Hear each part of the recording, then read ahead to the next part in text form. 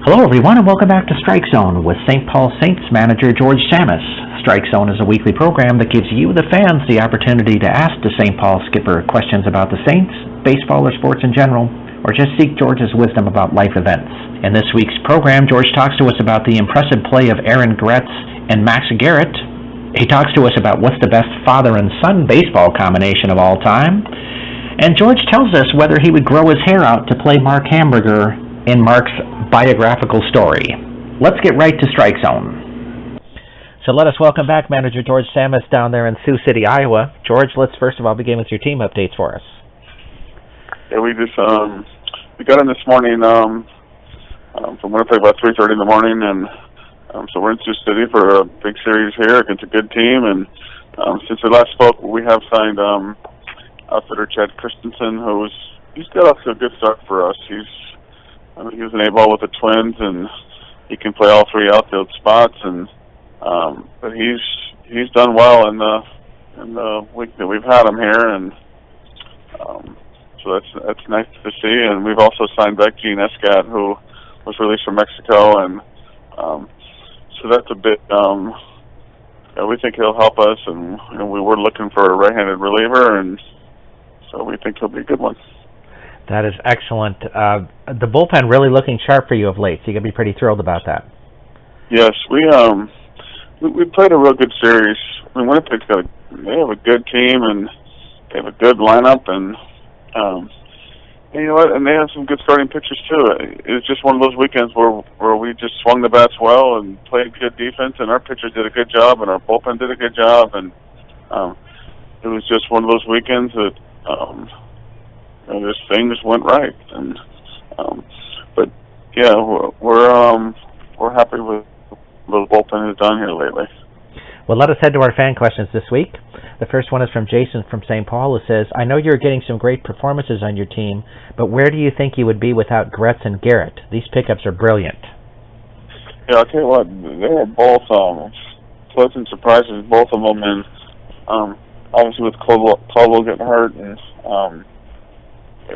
both of them get the opportunity, and Aaron Gretz done an excellent job. He's come up with some big hits, and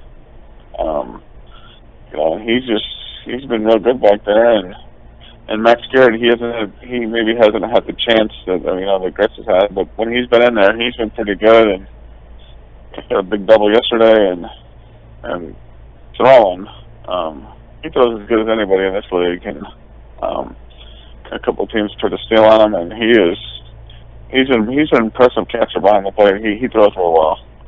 I would assume you really have to like the fact too that you could allow Caldwell's bat to still stay in the lineup and not feel you lose anything behind the plate by playing either one of these guys. Yeah, it's they've just done well, and Caldwell can catch too. I mean, he can catch. He's fine. He caught the one game, and he still can. But we're just going with this for now, and because obviously we've had a couple of injuries with Sam Moss hurting his back a little bit when we were back home.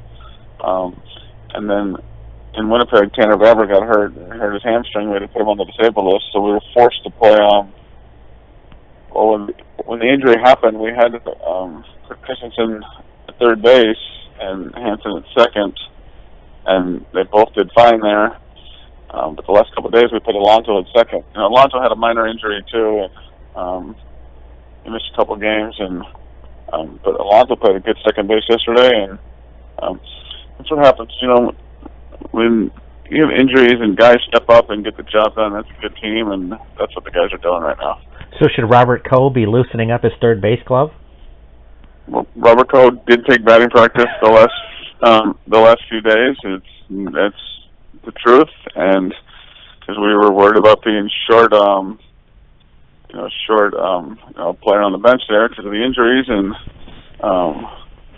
then I think Hamburger found out about it, and so I'm wondering if he's going to ask me if he can take GP today, but I'll just have to walk the other way and try to avoid him. Next comes Irene from Chaska, who says, this year's team really seems like they have to struggle a lot more than last year's team to get victories. Do you think that will help you come playoff time? I wouldn't. I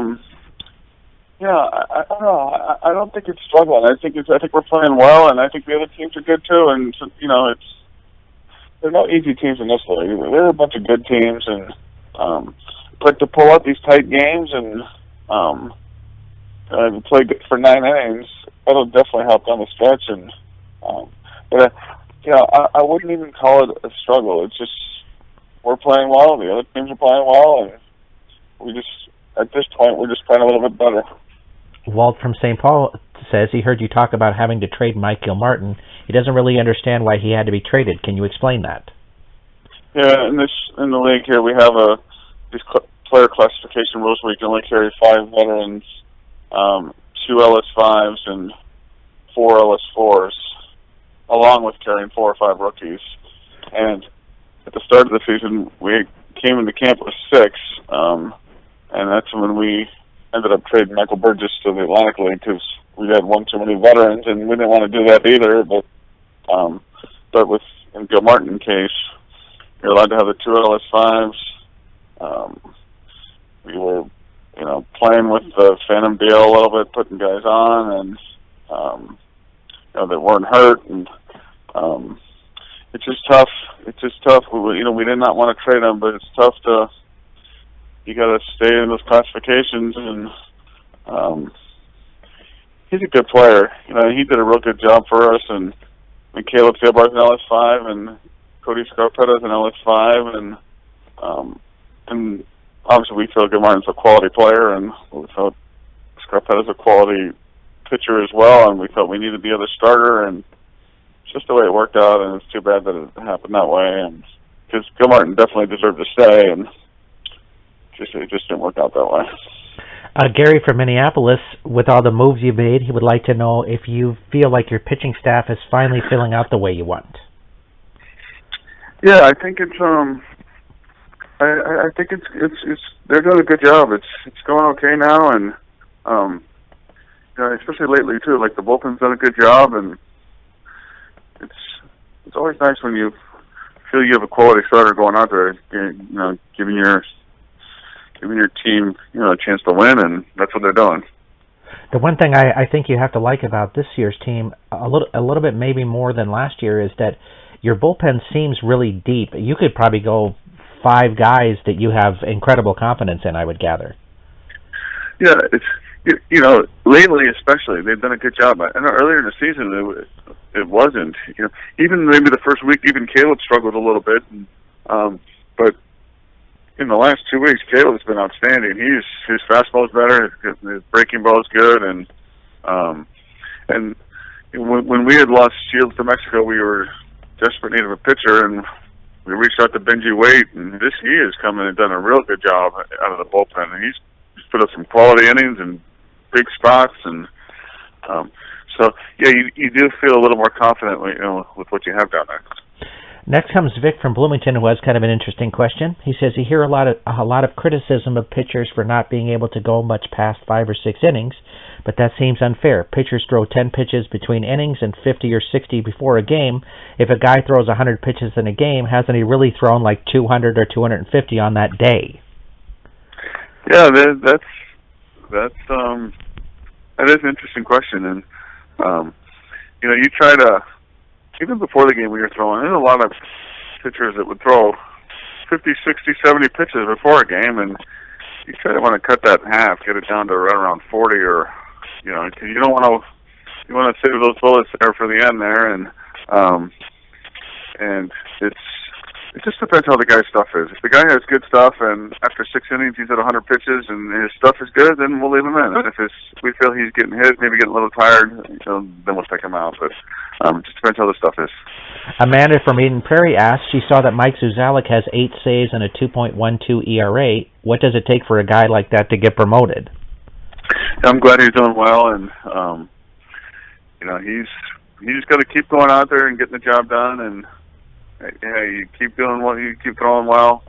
Eventually, that time will come to, maybe get bumped up to AA or something. But he can't worry about that. He just has to go out there and keep throwing because his stuff is good. He has that 90, 93 mile per hour fastball with a good breaking ball and throw strikes, and so hopefully he can keep it going and then get bumped up. Tyler from St. Paul would like to know how you view Ichiro's hit total. Is he the all-time hit leader in your eyes? Yeah. I obviously I know he's been a great hitter over the years, and I really haven't followed it too much. I didn't even see it. I just heard that he broke the hit record or whatever. He's been a great hitter all along, and but again, I couldn't even tell you how many hits he has, or I just know it's a bunch. I think he just passed Pete Rose between Japan and playing in the Major League Baseball here. I think he's like 4,200 and something now, or something like that. Yeah, that's pretty impressive. But I guess Pete Rose to me, he still is the hits leader because it was in the major leagues. Next up, it was here. Oh, I'm sorry. Next comes up Jim from Rogers, who says, Mike and Bill Veeck, isn't that the best father-son combination in baseball history? Absolutely. Very clever, know what they're doing, very entertaining, and just been very successful, and they've always done it the right way. Mickey from St. Paul asks of you, why does it seem that players are offended for taking the quote-unquote hometown discount when the team that developed them asked them to take less money to stay? Isn't there some gratitude for the organization helping to develop them? Yeah, I personally, especially when it's that kind of money too, if you love being where you are, to me to take a little less money is, to me, that's the way to go. And I've always talked to you and talked on this show about, I hate when guys change teams all the time, and this guy's on this team and this guy's on this team, and I gave the price on Boston. Now, to me, that just doesn't seem right, and so I don't think there's anything wrong with it. And to me, if a guy can take less to stay where he wants to be, and maybe to help, have that extra money to bring in another guy to make the team better, to me, that's the way it should be. But I don't think my opinion really matters on that one. Next up, we have Mary from Circle Pines who'd like to know, are there skills you find from other sports that really add to improving a person's baseball skills? You know what? When you're growing up, I think it's good to play different sports, and especially basketball too. You're running around and getting in good shape, and but it'll play itself out eventually on what you're best at, and I think it's good to try different things. And I never understood the track and field thing. Guys do that, and girls do that, and they're good at it, but I was never a fan of running, so you'd never catch me doing that one. Which is a good statement, because that leads us into our next question. Don from St. Paul would like to know, how much running should a person do who is a starter? Especially the day after you pitch, you should do a bunch. And I remember, I hated doing it.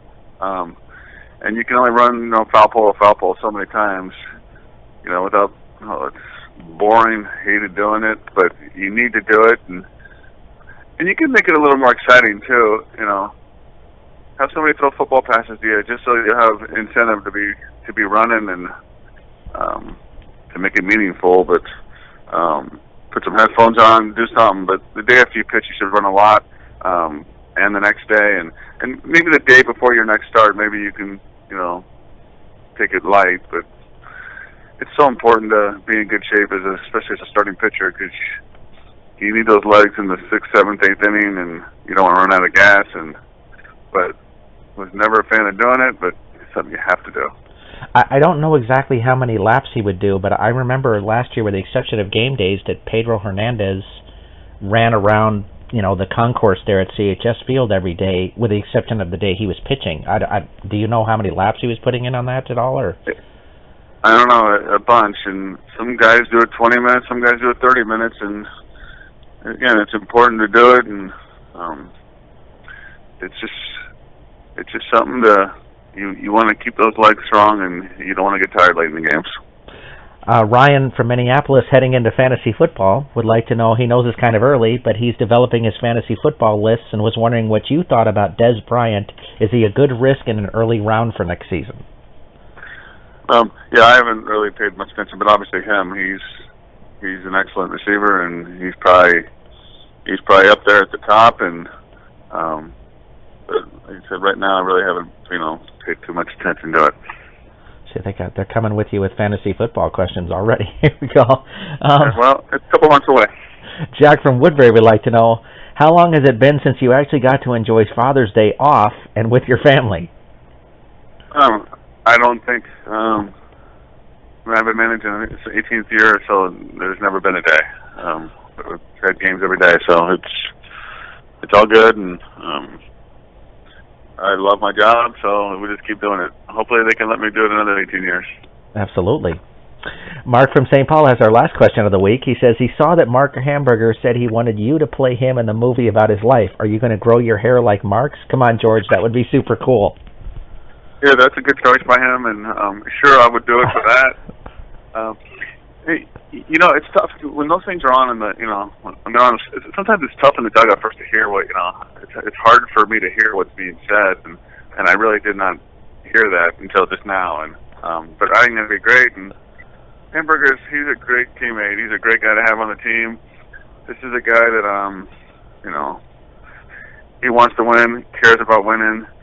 He hates when I take him out of the games. Sometimes he wants to try to talk me into staying in the game, but he's a great guy to have on the team. And so sure, I would definitely play him, and I guess we can get the hair. We can get the hair a little bit longer for that. Is he going to talk you into getting one of those into the Robert Coe fielding position? Yeah, we'll have to do that. Awesome. Yeah, he's fine. The other day when he was pitching in Winnipeg, he saw Coe taking batting practice, and he looked up and he actually said something like, "Are you in there?" And almost like he was like mad about it. But we were just making sure. And I think Coe had just pitched a couple of days before, so that's why Coe was the guy. He wasn't scheduled to pitch for, I think it was like 3-4 days later because we had an extra day. So that's just the way it worked out. But hope we don't have any more injuries because I know Hamburger is going to try to come up to me and try to push me into let him hit and let him play. I know he talked to me about when he retired kind of thing, wanting to play town ball somewhere and play every position he could, so maybe he's trying to get a head start on that. Maybe he is. He's a good athlete, and it wouldn't surprise me if he's a good hitter. Absolutely. Well, thanks for joining us this week, George. Okay, thank you. We'll see you later. We want to thank Manager George Tsamis for joining us on Strike Zone this week. If you have your own questions you'd like to ask the St. Paul skipper, please send them to us at askgeorge@minorleaguesportsreport.com. That's askgeorge@minorleaguesportsreport.com. Please have your questions to us by Saturday evening so we can give the skipper a little time to review the questions before we record the show. My name is Rob Pannier, the managing editor of the Minor League Sports Report, and we look forward to seeing you next time on Strike Zone.